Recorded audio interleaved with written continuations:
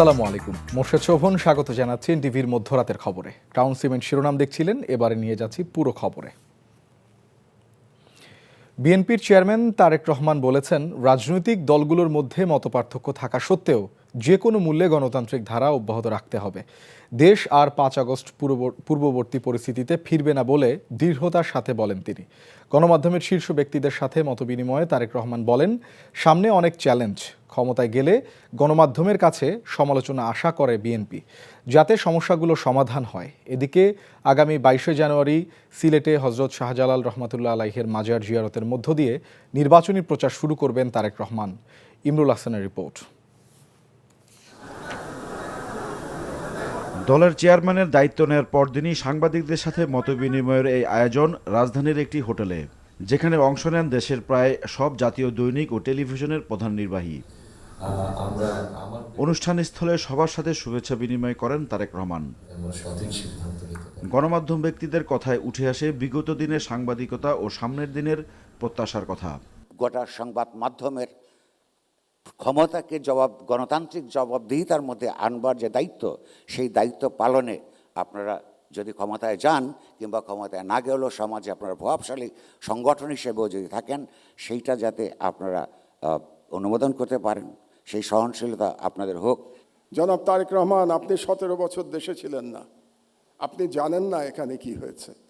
আপনার বিশিষ্ট লোকজন আপনাকে যা বলেছে এটাই আপনি শুনেছেন, এবং এখন যারা মিডিয়ার নতুন বন্ধুরা আপনাকে যেটা বলছে সেটাই আপনি শুনছেন, এবং সেটাই আপনি মনে করছেন এটাই বাংলাদেশের 17 বছরের ইতিহাস।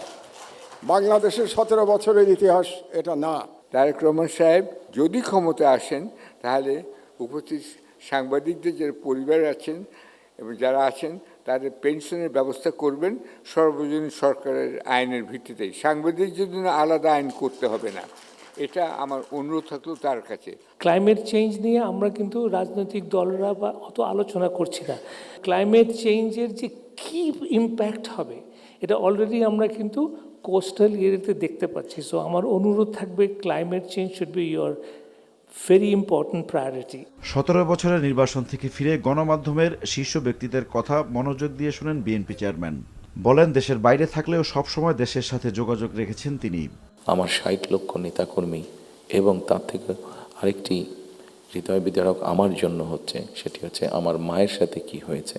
কাজে এই ঘটনাগুলোকে যদি আমরা সকলে সবগুলোকে এক করি, তাহলে যারা দেশে ছিলেন আপনারা, তারা অবশ্যই আমার থেকে একটু বেটার ভালো জানবেন। তবে আমি একদম যে জানি না বোধহয় বিষয়টি তা নয়, আমার একটি ধারণা আছে। তিনি বলেন, জনগণের সমর্থন নিয়ে সরকারে গেলে গণমাধ্যমের যে কোনো সমালোচনা আমলে নেবে তার দল। আপনাদের কাছ থেকে এমন ধরনের আলোচনা সমালোচনা আমরা পাই যেটা আমাদেরকে সাহায্য করবে দেশকে সামনে এগিয়ে নিয়ে যেতে। শুধু সমালোচনা করার জন্য নয়, আপনাদের কাছ থেকে এমন সমালোচনা আমরা পাই যাতে আমরা দেশের মানুষের যে সমস্যাগুলো আছে সেই সমস্যাগুলো যাতে আমরা সমাধান করতে সক্ষম হই। 5ই আগস্টের আগের পরিস্থিতিতে ফেরার কোনো সুযোগ নেই বলে মন্তব্য করেন তারেক রহমান। সামনে আমাদের অনেক কঠিন চ্যালেঞ্জ আছে, আমাদের মধ্যে বিভিন্ন রকম মত পার্থক্য আছে। আমাদের বিভিন্ন মত পার্থক্যগুলো নিয়ে যাতে আমরা আলোচনা করতে পারি, আলাপ করতে পারি। আমাদেরকে যে কোনো মূল্যে ডেমোক্রেটিক প্রসেসটা চালু রাখতে হবে।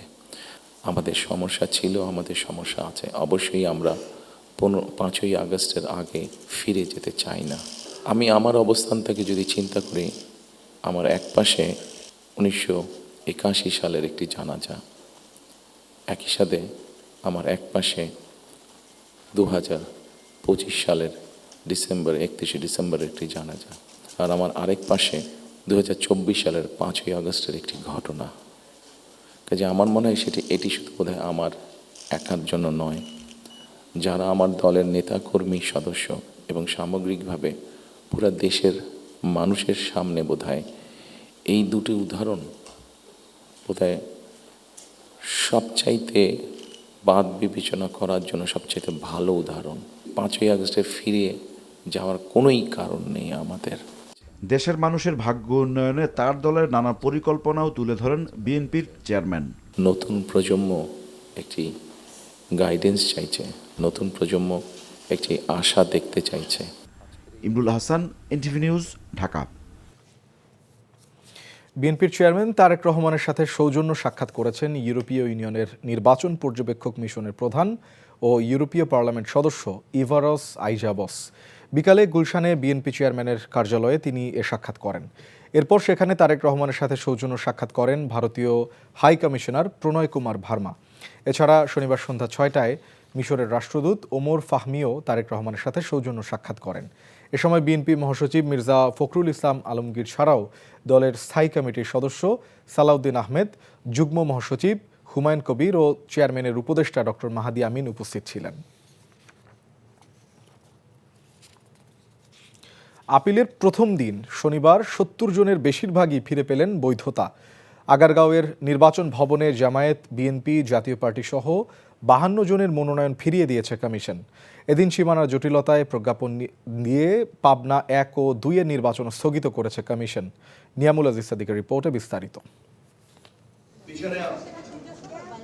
রিটার্নিং কর্মকর্তার সিদ্ধান্তের বিরুদ্ধে ৬৪৫টি আবেদনের নিষ্পত্তির প্রথম দিন প্রধান নির্বাচন কমিশনার এএমএম নাসির উদ্দিনের নেতৃত্বে ৫ সদস্যের আপিল কমিশন অবৈধ ও বৈধ হওয়া মনোনয়নের বিরুদ্ধে আবেদনের শুনানি করেন।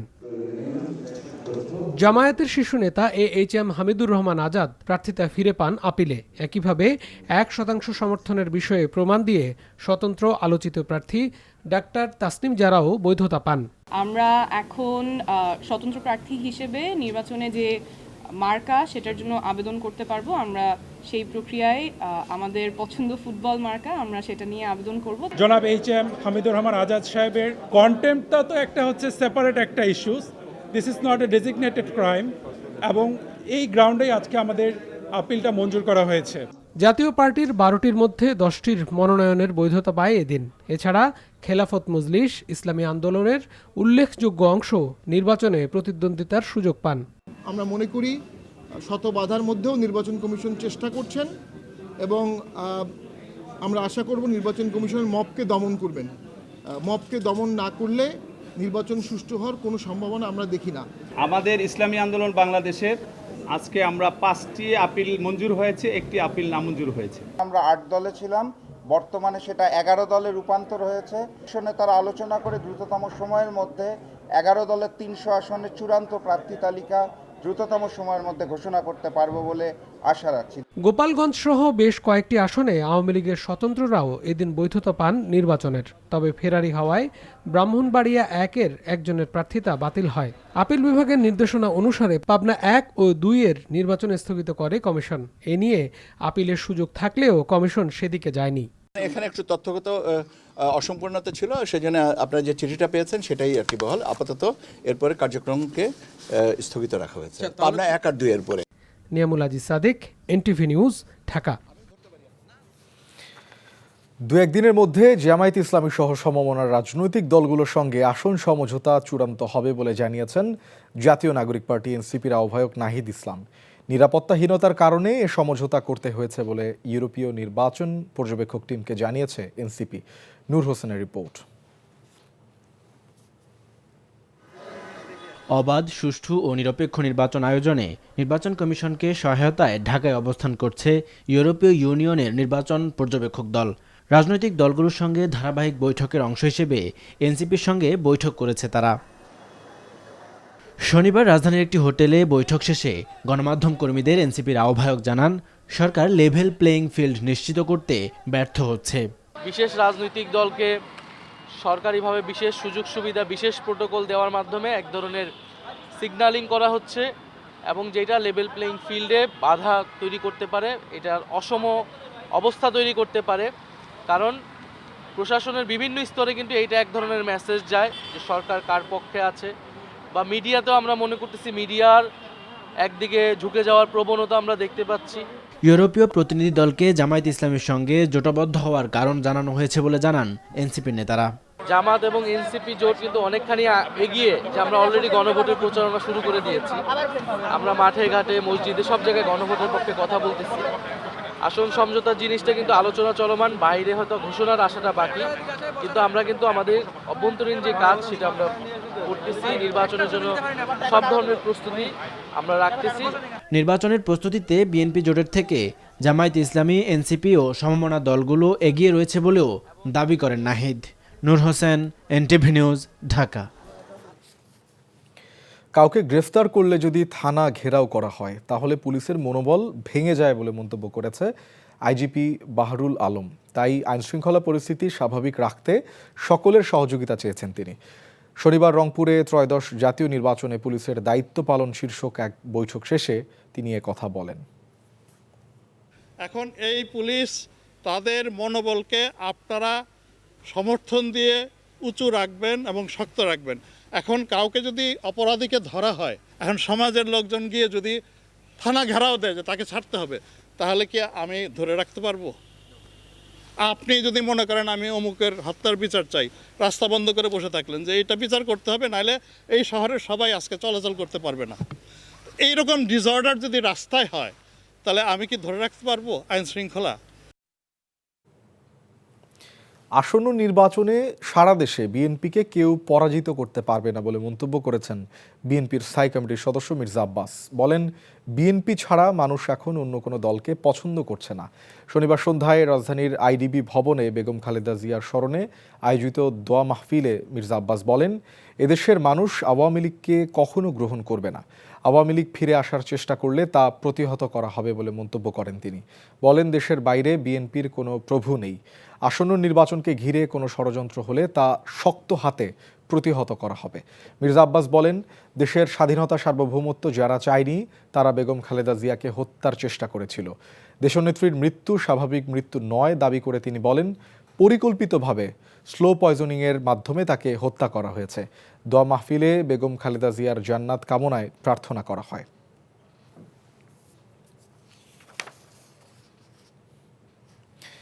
এখন থেকে ফোন কলের মাধ্যমে দেশের যে কোনো প্রান্ত থেকে অভিযোগ জানানো যাবে বিএনপির কাছে। আসন্ন ত্রয়োদশ জাতীয় নির্বাচনে কার্যক্রম সহজভাবে সম্পন্ন করতে এমন কল সেন্টার চালু করেছে বিএনপি। শনিবার বিকেলে গুলশানে দলটির নির্বাচনী অফিসে কল সেন্টারের উদ্বোধন করেন বিএনপির মহাসচিব মির্জা ফখরুল ইসলাম আলমগীর। পরে সংবাদ সম্মেলনে দলটির সিনিয়র যুগ্ম মহাসচিব রিজভী আহমেদ বলেন, মানুষের সমস্যাগুলো দ্রুত সময়ে অবগত হওয়ার জন্য কল সেন্টার চালু করা হয়েছে। রিজভী আহমেদ জানান, 16543 নম্বরে কল করে যে কোনো সমস্যার কথা জানানো যাবে। বলেন, সমস্যাগুলো লিপিবদ্ধ করে সেগুলো দ্রুত ব্যবস্থা গ্রহণ করবে বিএনপি। কল সেন্টার চালুর মাধ্যমে বিএনপির নির্বাচনী কর্মতৎপরতা বাড়বে বলেও আশা প্রকাশ করেন তিনি। সাবেক প্রধানমন্ত্রী বেগম খালেদা জিয়ার কবর ও শহীদ রাষ্ট্রপতি জিয়াউর রহমানের মাজারে শ্রদ্ধা জানিয়েছেন সাবেক সেনা কর্মকর্তারা। শ্রদ্ধা জানানো শেষে বেগম জিয়ার স্বপ্নের গণতান্ত্রিক বাংলাদেশ বিনির্মাণে তারেক রহমানের পাশে থাকার প্রতিশ্রুতি ব্যক্ত করেন তারা। এ সময় বেগম জিয়ার স্মৃতিচারণ করেন সাবেক সেনাপ্রধান লেফটেন্যান্ট জেনারেল মোহাম্মদ নুরুদ্দিন খান। পরে হঠাৎই মরহুম আরাফাত রহমান কোকোর স্ত্রী সৈয়দা শামিলা রহমান মাজার প্রাঙ্গণ পরিদর্শন করেন ও ফাতিহা পাঠ শেষে সাবেক প্রধানমন্ত্রী বেগম খালেদা জিয়া ও শহীদ রাষ্ট্রপতি জিয়াউর রহমানের মাগফিরাত কামনায় দোয়া করেন। এ সময় তিনি সাবেক প্রধানমন্ত্রী বেগম খালেদা জিয়াকে নিয়ে বগুড়া কালচারাল সোসাইটি আয়োজিত আলোকচিত্র প্রদর্শনী পরিদর্শন করেন।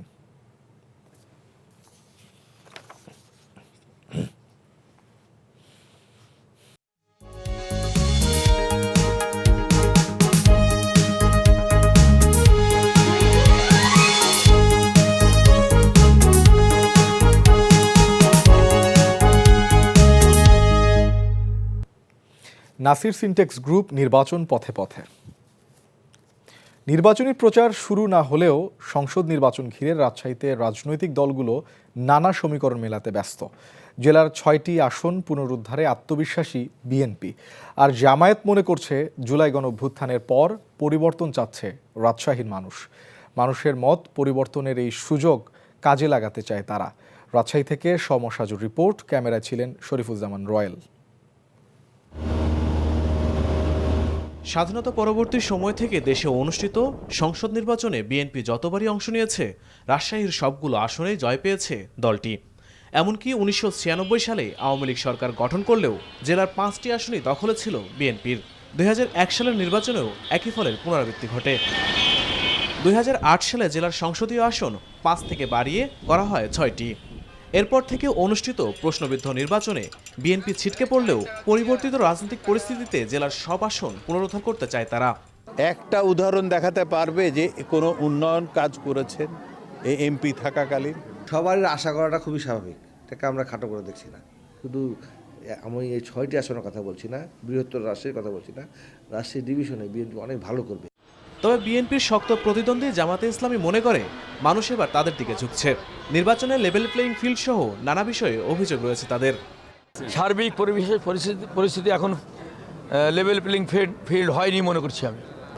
এরপরে আমরা লক্ষ্য করছি তারা গ্রামে গ্রামে যাচ্ছে, সাধারণ ভোটারদের ভয় দেখাচ্ছে। নিয়ম মাফিক যাতে তারা আচরণ করে, সকলে আচরণ করে, আমরা তো করছি এবং করব ইনশাআল্লাহ। জাতীয় সংসদ নির্বাচন নিয়ে নানা হিসাব করছেন সাধারণ ভোটাররা। মানুষজন একটু বিরক্ত ভোটের উপর, তবুও ভোট এবার হবে মনে করে মানুষজন একটু উৎসাহ বোধ করছে। ভালো একটা সরকার আসলে আমাদের দেশটা অনেক ভালো হবে, আমাদের শিক্ষাক্ষেত্রে একটা শৃঙ্খলার সৃষ্টি হবে, অনেক ভালোই হবে দেশ। অন্তর্বর্তী সরকার যেভাবে কাজ করছে তাতে ভোটের সঠিকভাবে ফলাফল আসবে কিনা সন্দেহ আছে। এই অঞ্চলে মরুভূমি হতে যাচ্ছে, সুতরাং এই অঞ্চলে যেন গঙ্গা ব্যারেজটা নির্মাণ করে। রাজশাহীর 6টি আসনে এনসিপি, ইসলামী আন্দোলন বাংলাদেশ, এবি পার্টি সহ আরও কয়েকটি দলের প্রার্থীরা মনোনয়নপত্র জমা দিলেও নির্বাচনের মাঠে তাদের নিয়ে ভোটারদের মধ্যে তেমন কোনো আগ্রহ কিংবা আলোচনা নেই। NTV news desk. Mercantile bank অর্থনীতির খবর। সাপ্তাহিক ছুটির দিনে জমজমাট ঢাকা আন্তর্জাতিক বাণিজ্য মেলা। পূর্বাচলের বাংলাদেশ চায়না ফ্রেন্ডশিপ এক্সিবিশন সেন্টারে শনিবার ছিল মেলার 8ম দিন। শীতের সন্ধ্যায় দেশি বিদেশি স্টলে ক্রেতাদের আনাগোনা দেখা গেলেও বিক্রি নিয়ে দোকানীদের রয়েছে মিশ্র প্রতিক্রিয়া। বিস্তারিত HM মেহেদী হাসানের রিপোর্টে।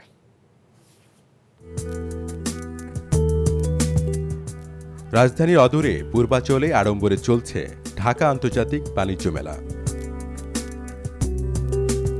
ছুটির দিনে পরিবার প্রিয়জন নিয়ে রকমারি পণ্যের পসরা দেখে শুনে বুঝে কিনছেন ক্রেতারা। তুরস্কের কিছু আপনার স্টল আছে, সেখানে আমরা যাব। ভালো, বেশ ভ্যারাইটি কোয়ালিটি দেখছি, যেটা ভালো লাগে নিব একটা। কেউ আবার ক্লান্ত হয়ে পড়েছেন হাঁটতে হাঁটতে। একবারও বসার সুযোগ হয়নি, অনেক শপিং করেছি, পরিবারকে নিয়ে এসেছি, এই জন্য ক্লান্ত, তাই বসে পড়েছি। অনেক ভালো লাগছে, দোলনা উঠছি। দেশি স্টলের পাশাপাশি পাকিস্তান, ভারত সহ মেলায় অংশ নেওয়া বিদেশি স্টলেও কেনাকাটায় কমতি নেই, যদিও দাম আর মান নিয়ে রয়েছে মিশ্র প্রতিক্রিয়া। নর্মাল মেলাগুলোতে বিদেশি কোনো প্রোডাক্ট দেখি না, এখানে অনেক কিছুই আছে। দামটা মোটামুটি ঠিক আছে মনে হচ্ছে, অলরেডি আমি অনেক কিছু কিনে ফেলছি। কাশ্মীরের শালগুলো আসলে খুবই ভালো লাগছে, বাট প্রাইসগুলো অনেক বেশি। আগামীতে উপচে পড়া ভিড় ও আরও বিকিকিনির আশা দোকানীদের। আলহামদুলিল্লাহ যাচ্ছে, হয়তো বা সামনের দিকে আরেকটু ভালো হতে পারে। আশা করি এখন আরো 2 সপ্তাহ আছে, ইনশাআল্লাহ ভালোই ব্যবসা হবে। গেল 3 জানুয়ারি শুরু হওয়া আন্তর্জাতিক এই মেলা চলবে পুরো মাস জুড়ে। HM মেহেদী হাসান, এনটিভি নিউজ, ঢাকা। এবারে প্রবাসের খবর। কুয়েতে প্রবাসী কর্মীদের জন্য আয়োজন করা হয় স্বাস্থ্য সচেতনতা এবং বিনামূল্যে স্বাস্থ্য পরীক্ষা সংক্রান্ত বিশেষ ক্যাম্প। এনটিভি কুয়েত প্রতিনিধি আলামিন সরকার জানান, বাংলাদেশ দূতাবাসের পৃষ্ঠপোষকতা এবং কুয়েতে বসবাসরত বিভিন্ন পেশাজীবী ও ব্যবসায়ী বাংলাদেশিদের স্বতঃস্ফূর্ত সহযোগিতায় প্রবাসীদের বিনামূল্যে চিকিৎসা সেবা প্রদান করা হয়। ক্যাম্পের উদ্বোধন করেন কুয়েতে নিযুক্ত বাংলাদেশের রাষ্ট্রদূত মেজর জেনারেল সৈয়দ তারেক হোসেন। এ সময় দূতাবাসের কর্মকর্তা, বিভিন্ন প্রবাসী পেশাজীবী এবং সাংবাদিকরা উপস্থিত ছিলেন। রাষ্ট্রদূত জানান, কুয়েতের প্রবাসী কর্মীদের জন্য বিশেষ স্বাস্থ্যসেবা ক্যাম্প ধারাবাহিকভাবে পরিচালনার পরিকল্পনা রয়েছে। তারেক রহমানের হাতকে শক্তিশালী করতে প্রবাসীদের ঐক্যবদ্ধভাবে কাজ করার আহ্বান জানিয়েছেন বিএনপি নেতা নজরুল ইসলাম আজাদ। জেদ্দা প্রতিনিধি মাসুদ সেলিম জানান, পবিত্র ওমরা পালন উপলক্ষে জেদ্দায় অভ্যর্থনা অনুষ্ঠানে এ কথা বলেন নারায়ণগঞ্জ 2 আসনের ধানের শীষের প্রার্থী। সংবর্ধনার আয়োজন করেন সৌদি আরব প্রবাসী 2500 বিএনপি নেতা কর্মীরা। এ সময় উপস্থিত ছিলেন সৌদি আরব প্রবাসী ২৫০০ বিএনপির আহ্বায়ক আলামিন শিকদার, সদস্য সচিব শহীদুল ইসলাম, ফজলুল হক, গাজী আলামিন, সাইফুল ইসলাম উজ্জ্বল, আলী হাসান সহ ২৫০০ বিএনপির নেতাকর্মীরা। সৌদি আরবের বিশিষ্ট ব্যবসায়ী হিসাবে সিআইপি সম্মাননা অর্জন করায় আব্দুল কাইয়ুম মির্জাকে সংবর্ধনা দেয়া হয়েছে। এনটিভি সৌদি আরব প্রতিনিধি জানান, প্রবাসী সাংবাদিক ফোরাম ও সানসিটি পলিক্লিনিকের আয়োজনে সংবর্ধনায় সভাপতিত্ব করেন সানসিটি পলিক্লিনিকের এমডি ও প্রবাসী সাংবাদিক ফোরামের আহ্বায়ক আবদুল্লাহ আল মামুন। ফোরামের সাবেক সাধারণ সম্পাদক ফকির আল আমিনের সঞ্চালনায় প্রধান অতিথি ছিলেন সাংবাদিক ফোরামের প্রতিষ্ঠাতা ফারুক আহমেদ চান। বিশেষ অতিথি ছিলেন আমিয়াল গ্রুপের এমডি ইয়াসিন মিয়া। উপস্থিত ছিলেন ইনভেস্টর আব্দুর রহমান, ওসমান গনি রাসেল সহ অন্যরা। এই ছিল মধ্যরাতের খবরে। এই খবরের ভিডিও সহ আপডেট জানতে ভিজিট করুন এনটিভি অনলাইন www.ntvbd.com। এছাড়াও এনটিভির জনপ্রিয় সব অনুষ্ঠান ও খবরের আপডেট জানতে ভিজিট করুন আমাদের ইউটিউব ও ভেরিফাইড ফেসবুক পেজ। ধন্যবাদ সবাইকে।